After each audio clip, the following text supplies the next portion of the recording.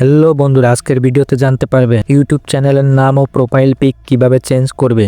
এটা একটা সিম্পল বিষয়, যারা পারেন না আজকের ভিডিওটি তাদের জন্য। তার আগে তোমাদের কাছে ছোট্ট একটা রিকোয়েস্ট, চ্যানেলটি সাবস্ক্রাইব করে পাশে থাকা বেল আইকন অল করে দাও। সো ভিডিওটি শুরু করা যাক। বন্ধুরা, ফার্স্ট অফ অল ওয়াইট স্টুডিও অ্যাপ্লিকেশনটি ওপেন করে নিব।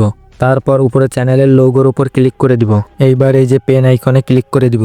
তারপর এমন একটা ইন্টারফেস শো করবে। উপরে এই যে এখানে আপনারা ইউটিউব ব্যানার সেট করতে পারবে, এখানে ক্লিক করে দিব। এইবার এই চ্যানেলের জন্য আমি একটা ব্যানার তৈরি করেছি, সেটা সেট করার জন্য নিচে এই যে এইখানে ক্লিক করে দিব। এইবার চ্যানেলটির জন্য ব্যানার তৈরি করেছিলাম সেটা সিলেক্ট করে দিব। এইবার এইখান থেকে ব্যানার ঠিকঠাক মতো সেট করে নিব এবং উপরে সেভ অপশানে ক্লিক করে দিব। ব্যাস, আমাদের ইউটিউব ব্যানার অ্যাড করা কমপ্লিট। এইবার দেখাবো কিভাবে চ্যানেলের প্রোফাইল পিক অ্যাড করবে। বন্ধুরা, সিম্পলি এইখানে ক্যামেরা অপশানে ক্লিক করে দিব, দেখবেন ফোন গ্যালারিতে নিয়ে যাবে। এইবার এইখান থেকে প্রোফাইল পিক সিলেক্ট করে দিব। এইবার এইখানে প্রোফাইল পিকটা ঠিকঠাক সেট করে নিব।